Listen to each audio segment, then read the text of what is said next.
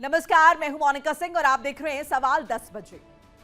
क्या दुनिया तीसरे विश्व युद्ध की दहलीज पर खड़ी है? क्या खाड़ी के सुलगते रेगिस्तान और उफनते समंदर से अब वो चिंगारी उठने वाली है जो पूरी दुनिया को जलाकर खाक कर देगी?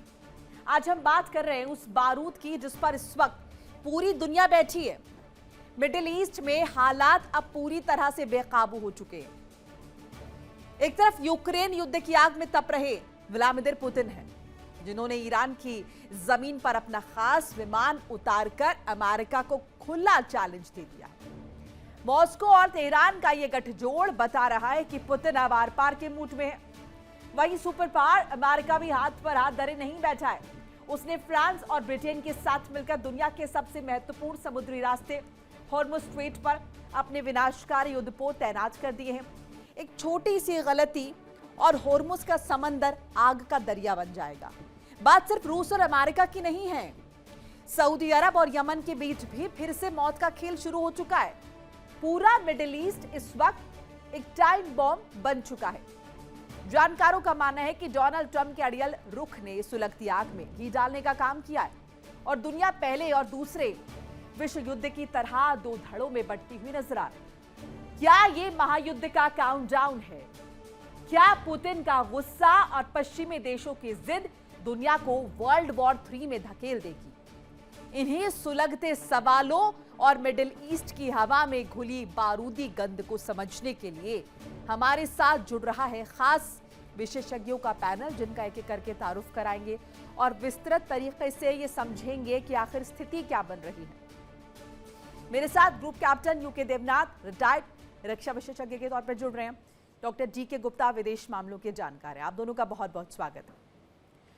पहले देवनाथ जी का रुख कर लेते। देवनाथ जी, अब क्या समझे, रशिया जो है वो खुलकर सामने आ गया है और साफ तौर पर अब खुले मंच पर ईरान का समर्थन कर रहा है।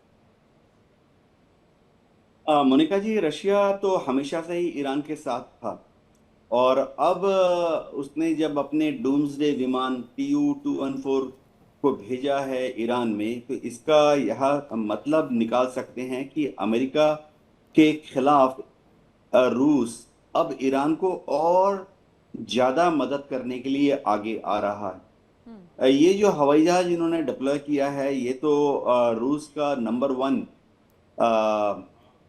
Floating airborne command and control post है। और रूस में युद्ध के दौरान, खासतौर से न्यूक्लियर युद्ध की अगर शंका होती है, तो क्रेमलिन के उच्च अधिकारी या राष्ट्रपति पुतिन भी इस पर युद्ध के दौरान सवार रहते हैं। इस विमान में हर वो सुविधा है जिससे कि दुश्मन के द्वारा लॉन्च की गई कोई भी एयर डिफेंस मिसाइल सिस्टम को भ्रमित किया जा सके, जैम किया जा सके। इस विमान को शूट डाउन करना इसलिए भी मुश्किल है कि ये जहां जहां से उड़ता है वहां वहां से रशिया की पूरी एयर डिफेंस कमांड जो है जमीन पर और अंतरिक्ष पर निगाह रखना शुरू कर देती है।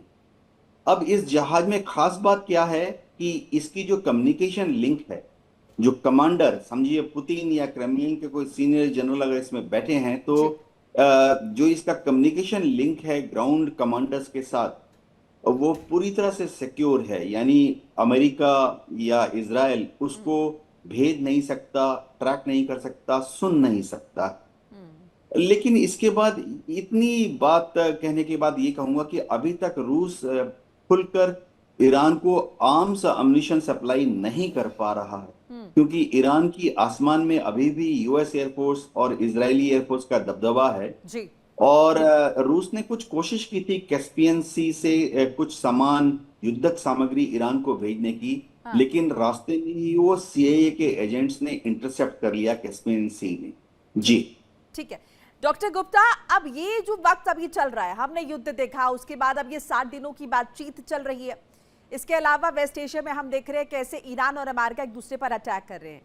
इन सब के बीच ये जो रशिया ने मदद भेजी है ईरान को, इसकी टाइमिंग का सिग्निफिकेंस आपको क्या नजर आता है? क्या इसके जरिए मॉस्को कोई संदेश भी देने की कोशिश कर रहा है अमेरिका को?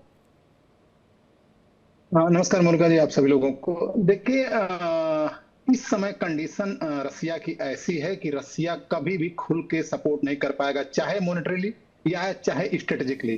ये जो इसने क्रेमलिन को भेजा है, क्रेमलिन हेडक्वार्टर भी इस जहाज को बोलते हैं, अगर भेजता है तो इसमें ज्यादातर ये एज ए हेडक्वार्टर काम करता है, और केवल 1 घंटे ही तेहरान में रुका है, उसके बाद बीजिंग चला गया है, बीजिंग से फिर वो रसिया चला गया है।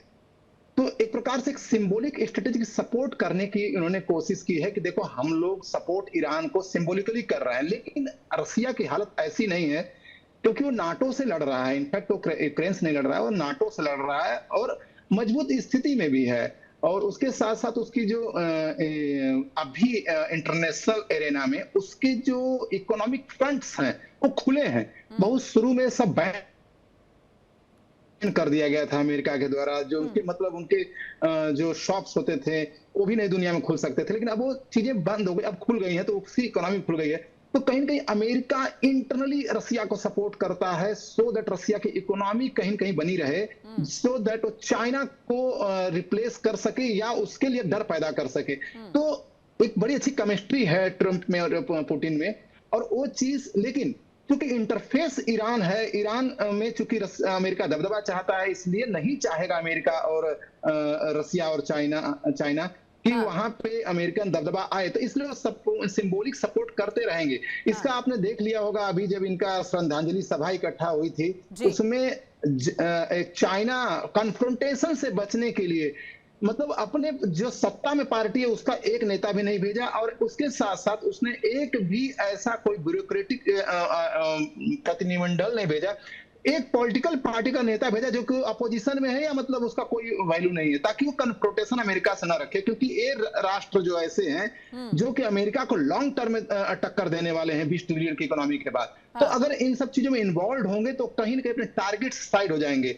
और रही बात जो यमन में है, मुझे लगता है अमेरिका बड़ा सफल हुआ है अगर वो इंसाइट कर पाता है सऊदी अरबिया को कि अटैक करो वहां पे हाउदीज पर, तो एक फ्रंट और ईरान के लिए खुल जाएगा जो मुश्किल होगा, क्योंकि फाइनेंशियल और स्ट्रेटेजिकल दोनों सपोर्ट ईरान हाउदीज को ईरान देता है। तो ईरान तो अपने को ही संभाल ले फ्रंट पे, तो हाउदीज को कहां से देगा, वो हिजबुल्लाह कहां से देगा? तो बड़ा हमारे साथ कमांडर डॉक्टर का। भूषण दीवान रिटायर्ड भी जुड़ चुके हैं। भूषण जी, बहुत बहुत स्वागत है आपका भी है। अब ये जो खबर निकलकर सामने आई है कि रशिया सपोर्ट कर रहा है, इस पर डॉक्टर गुप्ता ने कहा कि सिंबॉलिक सपोर्ट है ये, इससे ये नहीं कह सकते कि खुलकर रशिया जो है वो ईरान को सपोर्ट कर रहा है। आपका एनालिसिस क्या कहता है? ये सिंबॉलिक सपोर्ट भी अगर है तो ये इस मौके पर क्यों, इसके क्या मायने हैं? रशिया क्या बताना चाहता है? क्या वो सिर्फ ये समर्थन ईरान को जता रहा है, या फिर ईरान को दिए समर्थन के जरिए वो मैसेज अमेरिका को भी कन्वे कर रहा है? धन्यवाद मोनिका जी, ये दोनों चीज कर रहा है और ईरान को सपोर्ट शुरू से कर रहा है, अभी से नहीं है ये।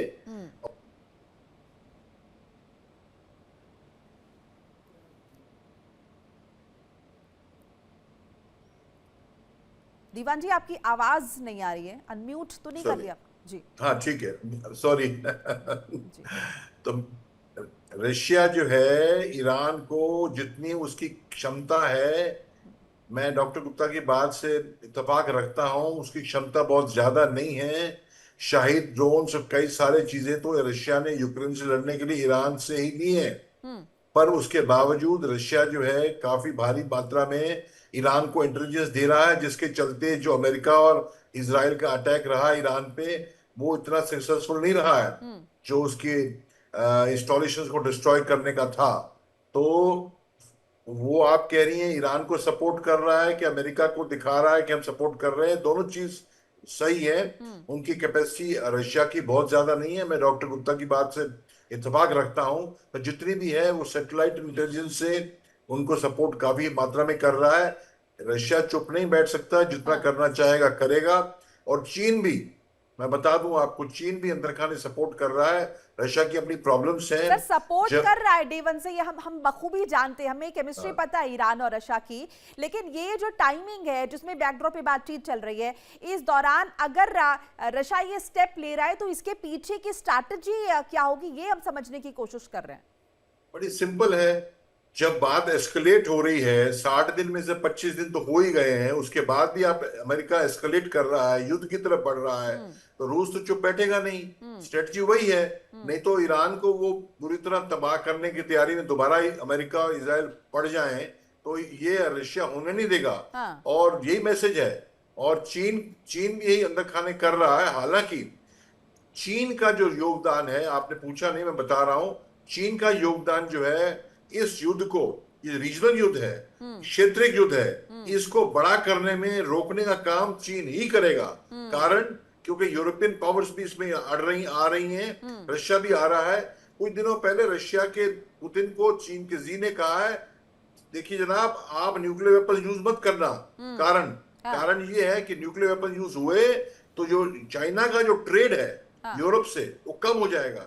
अभी भी बात आगे बढ़ती है तो बाबल मांडेव बंद हो गया तो चीन को सबसे भारी नुकसान उसके ट्रेड नुकसान पे होगा। तो चीन ही एक ऐसा स्टेबलाइजिंग फोर्स है जो इस चीज को बड़े युद्ध में बदलने में, तब्दील होने में रुकाव लगाएगा। पर अंदर खाने वो ईरान को बखूबी सपोर्ट कर रहा है, रेल मार्ग से। लेकिन अभी पत्ते नहीं खोले हैं चाइना ने अपने, और चुप है। जी बिल्कुल, वो चुप है और सब कुछ देख रहा है, क्योंकि और भी बहुत सारे कॉम्बिनेशंस हैं जो कि फिलहाल रणनीतिक रूप से चल रहे हैं। देवनाथ जी, आप रशिया की हम बात कर रहे हैं, हमने आप जिक्र हुआ कि भाई रशिया उतना मजबूत नहीं है कि अमेरिका का वो सामना कर सके, फिर अपने उसके हित भी हैं अमेरिका के साथ, लेकिन जिस तरीके से मिडिल ईस्ट में सेंध लगाई है डोनाल्ड ट्रंप ने, और जिस तरीके से वो अपना प्रसार लगातार वहां पर कर रहे हैं, ऐसे में क्या उस पर लगाम लगाने की भी एक मंशा, क्योंकि हम देख रहे हैं विश्व भर में अगर हम देखें तो ये 3-4 महाशक्तियां हैं, अमेरिका के अलावा रशिया हो गया, चाइना हो गया, जिनका हम जिक्र करते हैं। सो ऐसे में ये भी एक बड़ी कोशिश है। मोनिका जी, एकदम सही आपने फरमाया। आने वाले दशकों में दुनिया की सारी जितनी भी सुपर पावर्स हैं, अमेरिका के अलावा रशिया, चाइना और दूसरे देश बहुत कोशिश करेंगे कि मिडिल ईस्ट में उनका दबदबा बना रहे। मिडिल ईस्ट फिलहाल कच्चे तेल और गैस संपदाओं की वजह से एक स्ट्रेटेजिक एसेट है। दुनिया के सारे देश चाहेंगे कि मिडिल ईस्ट के जो गैस और कच्चे तेल का व्यापार है, ड्रिलिंग है, स्टोरेज, भंडारण और मार्केटिंग है, उनके फेवर में जाए। इसके अलावा देखिए, दुनिया के नक्शे में मिडिल ईस्ट एक बहुत ही महत्वपूर्ण चोक पॉइंट है। चाहे पर्शियन गल्फ हो, चाहे लाल सागर हो, अभी बाबल मंदेब की बात हो रही थी, चाहे अदन की खाड़ी हो, भूमध्य सागर हो, भूमध्य सागर और लाल सागर को जोड़ता हुआ सुएज कैनाल हो, तो ये सारा जो एरिया है अपनी ज्योग्राफी की वजह से महत्वपूर्ण है। जो भी देश ही इस जगह पर अपनी डोमिनेंस रखेगा, फिलहाल अमेरिका इजराइल की मदद से एक फिजिकल जमीन पर और हवा में और समुद्र में डोमिनेंस रख रहा है। वो भूमध्य सागर, सुएज कैनाल, लाल सागर, बाबल मंदेब, अदन की खाड़ी, पर्शियन गल्फ, अरेबियन सी को कंट्रोल कर रहा है। तो होता क्या है कि जो भूमध्य सागर को कंट्रोल कर रहा है, वो देखिए उसका फायदा समझिए, अमेरिका की नेवी ने भूमध्य सागर पर अपना डोमिनेंस रखा हुआ है, जो कि है, तो फिर वो तुर्की से जो स्ट्रेट ऑफ बॉस्फोरस से होकर ब्लैक सी तक और अजोरस सी तक रास्ता जाता है रशिया का। रशिया का ओनली वार्म वाटर पोर्ट्स कहां पर हैं? सी ऑफ अजोरस में है, ब्लैक सी में है। उसका एग्जिट कहां से है? स्ट्रेट ऑफ बॉस्फोरस से, तुर्की से भूमध्य सागर में है। तो अमेरिका ने रशियन नेवी को ब्लैक सी में और सी ऑफ अजोरस में बंद कर दिया। और इसी तरह से देखिए, भविष्य में इंडियन ओशन युद्ध के लिए हम थर्ड वर्ल्ड वॉर की बात कर रहे हैं, बहुत ही महत्वपूर्ण अंश रहेगा। तो इंडियन ओशन में एंट्री एग्जिट कहां से है? इंडियन ओशन में एंट्री एग्जिट का बहुत बड़ा जो पॉइंट है वो लाल सागर से है, और अमेरिका ने वहां डोमिनेंस रखी हुई है इजराइल की मदद से। जी ठीक है। डॉक्टर गुप्ता, अब ये जो रशिया का स्टेप है, जरा इसको और डिटेल में समझने की कोशिश करते हैं। बातचीत जो चल रही है उस बात, क्योंकि हम देख रहे हैं ईरान में दो धड़े हैं, एक बातचीत के पक्ष में और एक बातचीत के पक्ष में नहीं। ये कह रहा है कि भाई मुज्तबा, माफ कीजिएगा, यहाँ पर आयतुल्ला अली खामने की शहादत का बदला लिया जाए। अब ऐसे में रशिया का ये सपोर्ट जो सामने आया है, हम शुरू से कर रहा है, ठीक है, लेकिन अब ये आप इसे सिंबॉलिक सपोर्ट कहें या फिर कहें कि एक और नया सपोर्ट कहें, इससे क्या जो है ईरान में जो स्थितियां हैं बदलेंगी? बातचीत वाला धड़ा जो है वो और ज़्यादा मजबूत होगा, या फिर वो जो दूसरा धड़ा है, क्योंकि अभी एक ये भी रिपोर्ट आई है कि ईरान के मैक्सिमम जो सांसद हैं, ज़्यादातर सांसद हैं, वो बातचीत के पक्ष में नहीं है, वो इस पक्ष में है कि अमेरिका से बदला लिया जाए। जी मोनिका जी, देखिए एक वहाँ के पॉलिटिक्स को सूट करता है, लेकिन इनफैक्ट अगर हम पूरा इंटरनेशनल एरिना में देखें और वहाँ के जो टेक्नोक्रेट्स हैं जो कि ईरान को आगे ले जाना चाहते हैं, वो सब चाहते हैं कि एक मीडियोकर शासन ईरान के अंदर आए, सो दैट कि ईरान भी और दुनिया से जुड़े और टेक्नोलॉजी एआई लेके आए, बहुत सारी सारी टेक्नोलॉजी लेके आए, विकास करे। वहां से इस समय एनुअली 20% पलायन हो रहा है। जो मिडिल क्लास के लोग हैं वो जो रुके यहाँ पे ईरान में किसी तरह से बसे, वहां पे रुके रहे। तो एक चीज है। और रसिया का अगर हम केमिस्ट्री देखें, देखिए रसिया अभी 2020-21 तक लगभग 25% एक्सपोर्ट करता था दुनिया को हथियार, लेकिन आज की डेट में 6% रह गया है। रसिया के पास इतने हथियार हैं कि जो ईरान जैसे कंट्री को सप्लाई कर सकता है। और वही चाइना जो कि बहुत ज्यादा आगे चला गया था, उसको अमेरिका ने पश्चिमी और नॉर्थ अमेरिका के अफ्रीकन देशों को, जो हमारे पास न्यूज में नहीं बन रही हैं, धीरे धीरे कॉम्बिंग कर रहा है, चाइना को वहां से निकाल रहा है। जैसे हम बड़े चीजों को भी देख पाए, क्यूबा को और वेनेजुएला को, वहां चाइना को साइड कर दिया। लेकिन अफ्रीकन देश में जहां चाइना ने अपनी पैठ बना रखी थी, उसको मैंने एक आर्टिकल लिखा था अमर उजाला में कि छोटे देशों को शिकार बनाता है चाइना, उसमें से अमेरिका बहुत सक्सेस रहा है। वो आज छोटे छोटे विद्रोह करा के, जो न्यूज में नहीं आ रही है, वहां से चाइना को हटा रहा है। चाइना का जो अभी एक्सपोर्ट है पूरी दुनिया में, वो 6% केवल रह गया है। और अमेरिका जो 35% था, इसमें 43%, 8% बढ़ गया है। तो अमेरिका हर फ्रंट पे चाइना को पीछे छोड़ रहा है। वहां पे और रसिया चाहता है कि मैं किसी तरह से रीग्रुप करूं अपने आप को। तो हथियार भी बेचना है, 6% से फिर से 25% पे लाना है।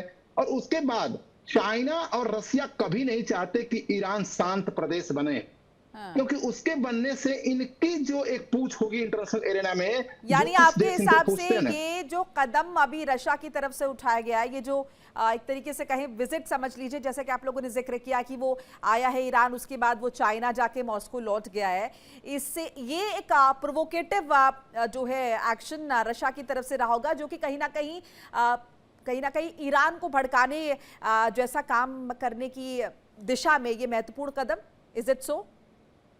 जी, ताकि ईरान देखिए क्या होता है कि जब हमारे गांव में या घरों में जब कोई बंदा जो कि बहुत प्रूडेंटली नहीं सोच पा रहा है, तो जब चालाक शक्ति से लड़ रही होती है गांव का कोई, तो दूसरे दो चार उसको भड़काते हैं, चिंता मत कर, तू है ना, तेरे मेरे साथ, मैं तू हूं, तो उसको दो चार थप्पड़ और मरवा देते हैं। तो चाइना और रसिया का यही हालत है कि वो किसी तरह चाहते हैं कि ईरान एंगेज रहे, ग्रीवरूट रहे, क्योंकि उनकी पूछ होती है। दीवान जी, आपके हिसाब से भी यही कि अभी जिस तरीके से हम देख रहे हैं, जो मोराल हाई है ईरान का, भले ही अमेरिका समर्थित जानकार या एक्सपर्ट्स कहें कि ईरान जो है एकदम खत्म हो चुका है, लेकिन फिर भी ईरान नजर तो आ रहा है। तो क्या यही वो हवा है जो ईरान में बार बार भरी जाती है और इसी के बल पर वो खड़ा होता है और एक बार फिर से ये आग में घी डालने का काम करेगा, ये जो रशिया द्वारा ये समर्थन जताया गया है? भूषण दीवान जी। हाँ जी, मुझे क्या, अच्छा सॉरी क्षमा करें, दोबारा बोलेंगे प्लीज मोनिका जी। जी भूषण दीवान जी, मैं ये समझने की कोशिश कर रही हूँ, अभी रूस ने ये जो समर्थन जताया है इस विमान के जरिए, क्या ये आग में घी डालने का काम करेगा? ईरान जो अभी भी ठीक से जहां बातचीत नहीं हो पा रही है अमेरिका के साथ, वहां पर अब और ये जो है ईरान के अंदर एक मैसेज सर्कुलेट होगा कि भाई हमारे साथ तो है रशिया है, चाइना है, प्रॉक्सीज का सपोर्ट है। इसके अलावा हमने देखा किस तरीके से फ्यूनरल स्ट्रैटेजी यहाँ पर जब की गई है और बड़े पैमाने पर समर्थन हासिल हुआ, ऐसे में क्यों अमेरिका के आगे झुके और बातचीत में एकदम मुखरता के साथ आगे आना चाहिए? यानी कि कहीं ना कहीं एस्केलेशन मिडिल ईस्ट में बढ़ेंगे, ये रिपरकशंस होंगे इसके? एक्चुअली मोनिका जी, दो पार्टियां जब लड़ रही हैं तो हमेशा ये नहीं है कि दूसरी पार्टी स्ट्रांग हो जाए तो रिटेलिएशन तो एस्केलेशन बढ़ेगी, नहीं। न्यूक्लियर डिटरेंस भी यही कहता है, दोनों इक्वली पावरफुल हैं, गली के अंदर दो बैल हैं, बड़े तकड़े हैं, तो लड़ाई नहीं होगी। प्रेशर हो, दूसरा एक बैल सोचता है कमजोर हो गया, दबा दिया जाएगा। तो यहाँ भी रशिया तो सपोर्ट कर ही रहा है और ईरान को और सपोर्ट करने से टेबल पे बैठ के जो बात होनी, ईरान की मजबूती रहेगी। और ईरान की मजबूती रहे तो यूएसए जो दादागिरी कर रहा है कितने टाइम से, वो बंद करेगा। और बंद दादागिरी में क्यों कह रहा हूं, मोटी बात है, 28 फरवरी को सब होर्मुज खुला ही हुआ था। ये तो अमेरिका ने अटैक किया। ओमान ऑस्ट्रिया में बात, ओमान के मध्यस्थता से ओमान में, जेनेवा में, ऑस्ट्रिया में बातें हो रही थी। 28 फरवरी को अटैक करके खोमैनी को उड़ा दिया आपने। तो ये सब अमेरिका ही कर रहा है, उसको रोकने के लिए चाहिए। और देखिए, मैं आपको बता रहा हूं, जहां तक ईरान की बात है, अंदर खाने कोई भी प्रॉब्लम हो ईरान का, डेरियस एम्पायर दुनिया का सबसे बड़ा एम्पायर था। हम भी बृहद भारत कहते हैं ना, कि अफगानिस्तान से म्यांमार तक है, वो भी कहते हैं। वो चुपचाप बैठ जाए, चाहे उनके टेक्नोक्रेट्स कहें, मिडिल पाथ लोग, वो ठीक है, पर अमेरिका को जो उन्होंने लाल सिग्नल दिखा दिया है उस पे अभी हटने वाले नहीं हैं। और गल्फ के अंदर टर्की और ईरान ये मजबूत पावर रही है। अभी ईरान के हाथ में पाला आया है, गेंद आई है, तो वो छोड़ के बैठ जाए बात करने। और बात, अरे जनाब 28 फरवरी को बात ही तो हो रही थी, अटैक कर दिया, अयतुल्ला को मार दिया। 11 अप्रैल को इस्लामाबाद में बात ही हो रही थी, आपने अपने वॉरशिप हॉर्मुज़ में डाल दिए। तो आप पे क्या भरोसा है यूएसए के ऊपर ईरान का? तो वो बातचीत का रास्ता निकल ही नहीं सकता है, और लड़ाई का रास्ता पता है ईरान को। और इन लड़ाई की वजह से ही पूरी दुनिया, इतने लोग 2 लाख लोग लगभग आए, फ्यूनरल में आए। इस लड़ाई की वजह से ही ये जो है इस रेजिम के पीछे लोग फॉलोअर्स बन जाएंगे।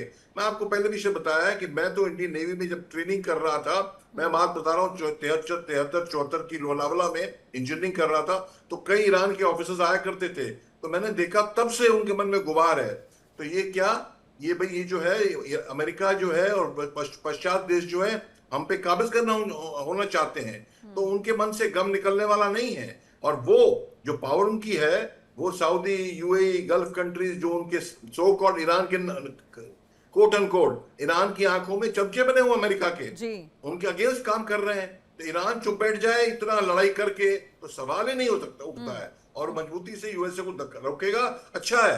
कल को यूएसए इधर उधर वेनेजुला, ग्रीनलैंड हमारे ऊपर भी कुछ कर सकता है, पाकिस्तान को शायद दे ही रहा है, ये अच्छा मौका है। ठीक है, एक बात छोटी सी, 7 अक्टूबर 23 को जो ईरान के हवाले से किया हमास ने, हैवानियत थी। अरे 28 फरवरी में भी आपने किया, अमेरिका ने हैवानियत का जवाब हैवानियत नहीं होता है।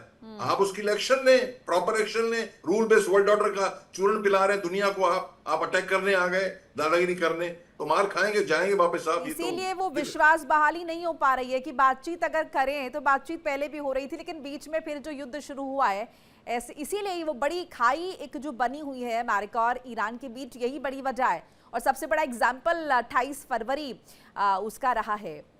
देवनाथ जी, आपके हिसाब से अब क्या होगा? ईरान बातचीत के फेवर में आपको नजर आ रहा है, या फिर जैसे मैंने अभी जिक्र किया वो 66% सांसद जो कह रहे हैं कि बातचीत करनी ही नहीं है, और उससे पहले वो जो विरोधाभास कहें या फिर वो विरोध के सुर कहें जहां पर साफ तौर पर कहा गया कि बदला लेना है अमेरिका से या फिर निस्तनाबूद कर देना है इजराइल को, वो चीजें हावी होंगी?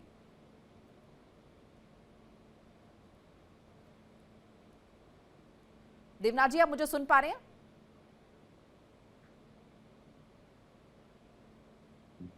चलिए मैं आ रही हूं आपके पास लौट के। डॉक्टर गुप्ता,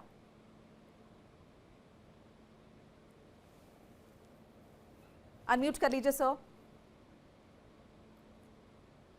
देखिए मोनिका जी, जो पार्लियामेंटेरियंस होते हैं, लेजिस्लेटिव, उनका दायरा बहुत छोटा हो, अपने ऑडियंस को खुश करते हैं। अब वहां उनको सरवाइव करना है, कंट्री को सरवाइव करना है पॉसिबल। आप देखेंगे कि भारत के अंदर जो फाइलों में साइन होता है और जो पार्लियामेंट में डिस्कशन होता है और जो माइक पे जगह जगह रील्स चलती हैं, बहुत ज्यादा डिफरेंस होता है। क्योंकि फाइल में जो साइन होगा, भारत में देखिए कभी भी इजराइल से समझौता नहीं हुआ था। प्रधानमंत्री मोदी पहले ऐसे प्रधानमंत्री हैं जिन्होंने इजराइल से स्ट्रेटेजिक समझौता जाके बाकायदे किया ईरानी युद्ध से पहले। जबकि भारत में जो डेमोग्राफी है 14%, 13% मुसलमान है, उसके हिसाब से वहां पे उसको ज्यादा तवज्जो नहीं दी जाती थी इजराइल को। लेकिन प्रधानमंत्री मोदी देश के इंटरेस्ट को लेते हुए वैसा उन्होंने किया। तो ऐसे बहुत सारे स्टेटमेंट्स वाले लीडर होते हैं जो कि ऐसा कर पाते हैं। तो पार्लियामेंटेरियंस हमेशा ऐसा बोलेंगे कि वो जब अपने कॉन्स्टिट्यूंसी में जाए तो उनको पत्थर न फेंका जाए, क्योंकि वहां का एक मोब इकोसिस्टम अलग है। लेकिन Iran is compelled to command the table. Iran एक ऐसा देश है जो बोलता था हम बिल्कुल बात नहीं करेंगे, हमारी शर्तों पर बात होगी, और सारी शर्तें अब केवल अमेरिका को केवल एक ही सक्सेस और अचीव करना है कि किसी भी तरह से जो पैकेज उन्होंने दिया है $24 बिलियन का फ्रीज वाला और $300 बिलियन का, वो पैसा किसी तरह से ईरान लेना शुरू कर दे। देखिए लोग बोलते थे अमेरिका हार गया, अमेरिका ने जो समझौता कर, नहीं, अमेरिका उसी पैसे को दे के ईरान पे कब्जा करेगा, साइकोलॉजिकली करेगा, वहां पे अपने साइंटिस्ट भेजेगा, वहां पे अपने जो इंटेलिजेंस के ऑफिसर्स भेजेगा, वहां पे अपने मैकेनिक भेजेगा, वो कहीं कुछ और होंगे। तो वहां के रेजिम को चेंज करने का जरिया यही, इसीलिए गुस्सा हो रहा है ट्रंप कि क्यों नहीं समझौता कर रहा है, क्यों नहीं पैसे ले रहा है। पैसे लेने के साथ साथ टर्म कंडीशन साइन होंगे। तो डिप्लोमेसी पर ऑलरेडी कंपेयर्ड है ईरान वाले। इसीलिए तो सर इस, पेच फंसे हुए हैं, बातचीत जो है वो नहीं हो पा रही है। एक बार देवनाथ जी के पास चलते। देवनाथ जी, चलते चलते आपका एक कमेंट, क्या स्थिति नजर आ रही है अब आपको? रशिया का ये समर्थन, इसके अलावा हम देख रहे हैं वो बातचीत और लगातार एस्केलेशंस मिडिल ईस्ट में। हाँ मोनिका जी, रशिया का ये समर्थन, चीन का जो बैकग्राउंड से समर्थन है, इससे ईरान को मजबूती मिलेगी कि आने वाले टॉक्स के दौरान वह और कड़ा होकर अमेरिका की रुख का सामना कर सके। वो अमेरिका की ये मांग, जो कि इजराइल की मांग है कि ईरान भविष्य में न्यूक्लियर बॉम्ब ना बनाए, 400 किलो यूरेनियम अमेरिका को सौंप दे और सर लॉन्ग बातचीत डिस्टेंस तब होगी अगर एक पक्ष झुकेगा, मिलेगी। लेकिन आपको लग रहा है कि अब ईरान झुकेगा या फिर जिस तरीके से समर्थन मिल रहा है इससे ईरान और ज्यादा बूस्टेड फील करेगा और आसानी से अमेरिका के घुटने नहीं टेकेगा मेज पर? वहां पेजेश्कियन, अरागची, गालिबाफ की जो तिगड़ी है वह बातचीत करना चाहती है। पाकिस्तान, मस्कट, कतार में बातचीत करना चाहती है। हाँ। सिर्फ इतना कह रहे हैं कि थोड़ा सा सम्मानजनक प्रपोजल आए अमेरिका से। जी बिल्कुल, और कम से कम वो जो कॉन्फिडेंस अमेरिका भी देने की कोशिश कर रहा है एक्चुअल में होना भी चाहिए। वो विश्वास बहाली की जो खाई एक बन चुकी है, वो विश्वास नहीं टूटना चाहिए। बहरहाल आप सभी का बहुत बहुत शुक्रिया हमारे साथ जुड़ने के लिए, अपनी कीमती राय साझा करने के लिए इंडिया डेली के माध्यम से। तो रशिया मदद कर रहा है डे वन से, और अब से नहीं। वो ईरान का पुराना अगर हम कहें समर्थक देश है। चाइना भी कर रहा है बैकड्रॉप में, लेकिन इसका अब कितना फायदा होगा ईरान को? ईरान क्या और मुखरता के साथ सामने आएगा और अमेरिका के सामने अपनी कंडीशंस रखेगा?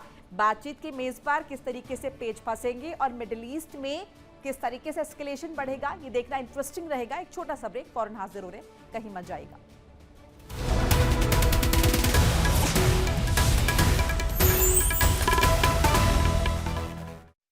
देखिए इंडिया डेली 24/7 अब आपकी स्मार्ट टीवी पर। इंडिया डेली मौजूद है सभी डिजिटल प्लेटफॉर्म पर लाइव और लगातार। इंडिया डेली 24/7 हर दिन राष्ट्र को समर्पित।